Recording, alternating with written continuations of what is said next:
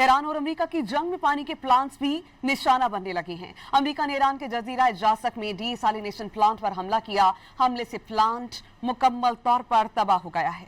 20 देहातों की 10,000 आबादी को पानी की फराहमी बंद हो गई। जासिक के गवर्नर ने टैंकर्स के जरिए पानी फराहमी शुरू करने का ऐलान किया है। उधर कुवैती हुकाम ने आज भी ईरान पर पानी के प्लांट पर हमले का इल्जाम लगाया है।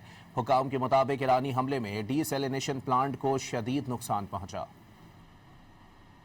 ईरान और अमेरिका की जंग में पानी के प्लांट्स भी निशाना बनने लगे हैं। अमेरिका ने ईरान के जजीरा जासक में डीसैलिनेशन प्लांट पर हमला किया। हमले से प्लांट मुकम्मल तौर पर तबाह हो गया है। 20 देहातों की 10,000 आबादी को पानी की फराहमी बंद हो गई। जासिक के गवर्नर ने टैंकर्स के जरिए पानी फराहमी शुरू करने का ऐलान किया है। उधर कुवैती हुकाम ने आज भी ईरान पर पानी के प्लांट पर हमले का इल्जाम लगाया है। हुकाम के मुताबिक ईरानी हमले में डीसैलिनेशन प्लांट को शदीद नुकसान पहुंचा।